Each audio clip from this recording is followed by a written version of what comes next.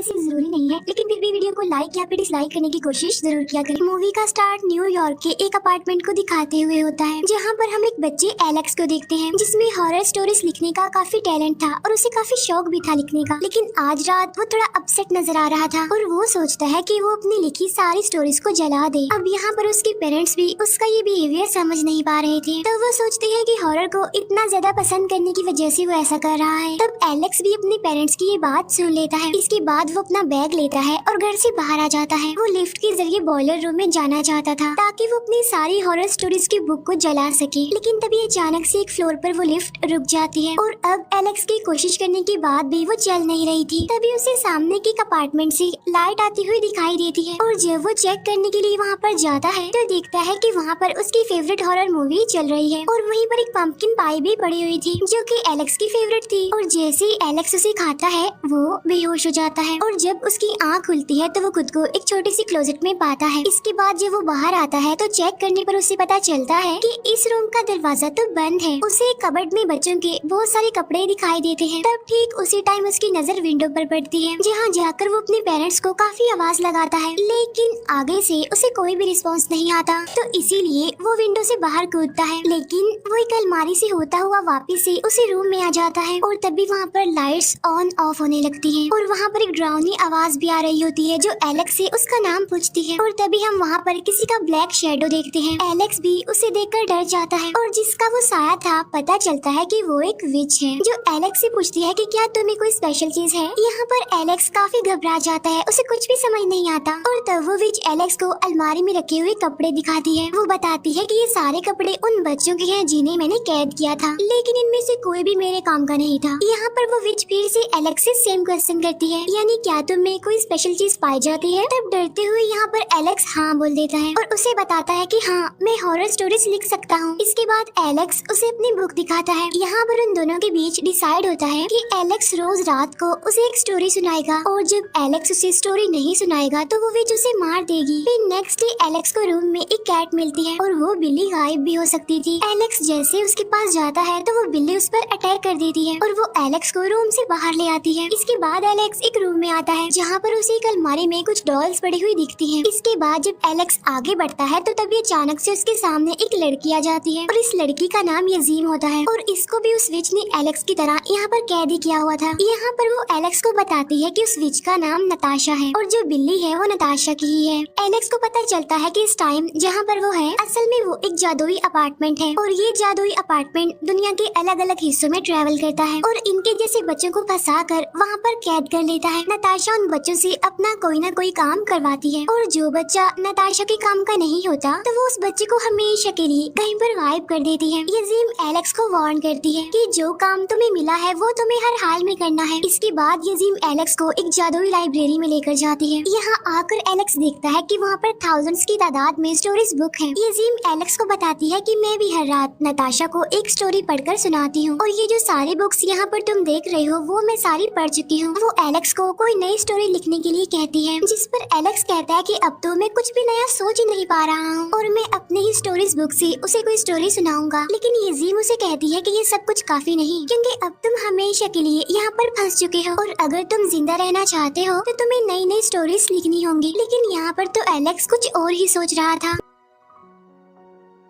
जब रात के टाइम विच बाहर कहीं से आती है तब एलेक्स देखता है कि वो दरवाजा खुला हुआ है। तब एलेक्स भागकर उसके पास जाने की कोशिश करता है, लेकिन तभी अचानक ही वहाँ एक दीवार बन जाती है। तब ये बात उस विच यानी नताशा को भी पता चल जाती है कि एलेक्स ने भागने की कोशिश की है। इसीलिए वो एलेक्स को वार्न करती है कि दोबारा ऐसा सोचना भी मत। रात को एलेक्स अपनी पहली स्टोरी सुनाता है, लेकिन तभी वो दिखता है कि नताशा खुद पर एक ब्लू परफ्यूम लगा रही है। लेकिन तभी वहाँ सब कुछ हिलने लगता है। तब नताशा एलेक्स को जल्दी से स्टोरी स्टार्ट करने का कहती है। तो इस स्टोरी का नाम था द प्लेग्राउंड, जिसमें एक बच्चा अपनी मरी हुई दोस्त को आखिरी गुड बाय करने के लिए एक कब्रिस्तान में आता है। वहाँ कुछ बच्चों की सोल्स उसे हमेशा के लिए यहाँ पर रोकने की कोशिश करती है, लेकिन उस बच्चे की फ्रेंड उसे बचा लेती है। फिर वो दोनों प्रॉमिस करते हैं कि वो हमेशा एक दूसरे के दोस्त बनकर रहेंगे। इसके बाद वो दोनों अपने अपने रास्ते पर चले जाते हैं और जैसे एलेक्स की स्टोरी खत्म होती है वहाँ पर फिर से जमीन हिलने लगती है। तब ये देखकर नताशा को बहुत गुस्सा आता है और तब वो एलेक्स को इस स्टोरी की हैप्पी एंडिंग चेंज करने के लिए कहती है। तब एलेक्स कहानी में किसी तरह चेंजिंग करके उस बच्चे को दोबारा से कब्रिस्तान में ले आता है, जिससे वो बच्चा हमेशा के लिए वहाँ पर कैद हो जाता है। और जब भी स्टोरी की सैड एंडिंग होती है तो वहाँ पर जमीन हिलना बंद हो जाती है। इसके बाद नताशा उसे वार्न करती है कि लिसन केयरफुली, मैं कोई भी हैप्पी एंडिंग सुनना नहीं चाहती। इसके बाद वो एलेक्स की स्टोरीज वाली बुक देखती है और कहती है कि ये स्टोरीज काफी नहीं है, इसीलिए तुम्हें कुछ नया लिखना होगा। तब एलेक्स लाइब्रेरी में बैठकर बहुत सोचता है, लेकिन उसके दिमाग में तो कोई नई स्टोरीज आ ही नहीं रही थी। तब इसीलिए वो वहाँ पर रखी हुई बुक्स चेक करने लगता है। एक बुक को रीड करने पर उसे उसमें एक हिडन मैसेज मिलता है। उसे पता चलता है कि ये किसी लड़की ने लिखा है और उस लड़की को विच ने एक यूनिकॉर्न दिखाकर यहाँ पर कैद कर लिया था। और तब इस बारे में वो यजीम से पूछता है, जिस पर वो कहती है कि नहीं, ऐसा तो नहीं है, बल्कि वो लड़की तो अपनी एक फेवरेट डिश देखकर यहाँ पर आई थी, जैसे तुम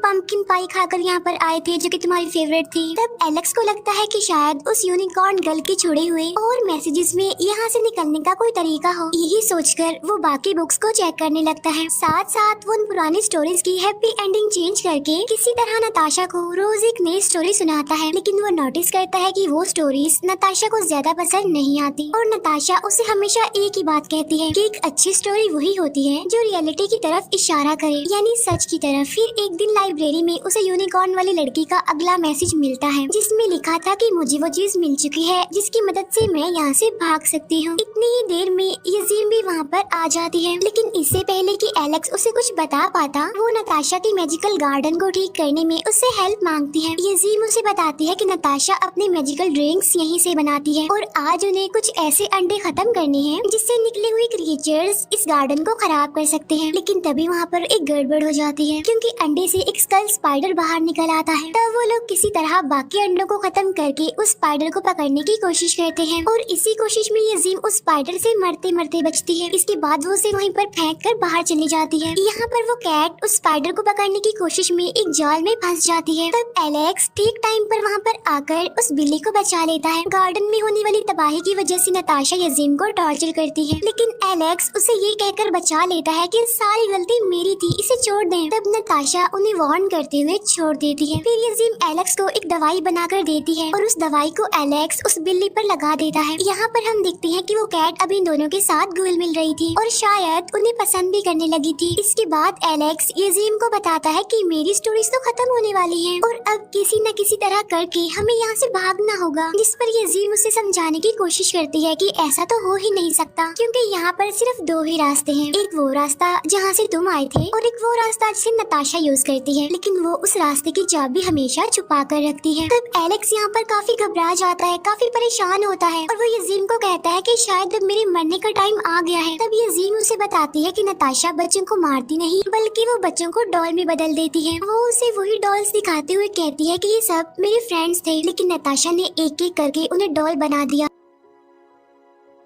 तब एलेक्स नोटिस करता है कि सभी डॉल्स ने कुछ न कुछ पहन रखा है, लाइक वॉच, इयररिंग्स और ब्रेसलेट। तब यजीम उसे बताती है कि ये सब कुछ वो रियल लाइफ में भी पहनते थे। और तब यहाँ पर एलेक्स उसे यूनिकॉर्न गर्ल के बारे में बताता है और एक बुक में उसका ड्रॉ किया हुआ लॉकेट भी दिखाता है। तब वो देखते हैं कि किसी भी डॉल ने वो लॉकेट नहीं पहना हुआ है। इसका मतलब ये है कि वो यूनिकॉर्न वाली लड़की किसी तरह वहाँ से भाग गई थी। इसके बाद वो लाइब्रेरी में और क्लोज ढूंढने जाते हैं और एक किताब में उन्हें एक ऐसे जादुई ड्रिंक की रेसिपी मिलती है जिससे नताशा को सुलाया जा सकता है। लेकिन यहाँ पर एक प्रॉब्लम भी थी और वो ये कि उस ड्रिंक की स्मेल काफी तेज थी और यूनिकॉर्न गर्ल ने इसका इलाज भी तो नहीं लिखा था, यानी कि वो स्मेल कैसे खत्म हो सकती है। और तब यहाँ एलेक्स एक प्लान बनाता है कि वो एक ऐसी स्टोरी लिखेगा जिसमें नताशा खुद उन्हें उस चीज के बारे में बताएगी जो ड्रिंक की स्मेल को दूर कर सकता है। इसके बाद नताशा फिर से वो ब्लू परफ्यूम लगाती है। एलेक्स भी अब उसे अपनी कहानी सुनाना शुरू करता है, जिसमें वो बताता है कि एक जादूगर था जो कि मैजिकल ड्रिंक से एक मॉन्स्टर को हमेशा सुला कर रखता था। ऐसा वो इसलिए करता था ताकि वो उसके मुंह से हीरे निकाल सके। फिर एक दिन उसकी मैजिकल ड्रिंक से स्मेल खत्म करने वाला लिक्विड खत्म हो गया। तब वो जादूगर ना चाहते हुए भी उस मॉन्स्टर को मारने चला गया। तभी एक लड़की उसके पास आकर कहती है कि मैं तुम्हारी मैजिकल ड्रिंक से स्मेल दूर कर सकती हूँ। वो लड़की उस लिक्विड के 2-3 ड्रॉप्स को मैजिकल ड्रिंक में डालती है, लेकिन साथ साथ उसका एक साइड इफेक्ट भी होता है और वो ये कि वो मैजिकल ड्रिंक से एक आम ड्रिंक बन गया, यानी उसका जादू चला गया, जिससे वो मॉन्स्टर सोया ही नहीं और वो उस जादूगर को मार डालता है।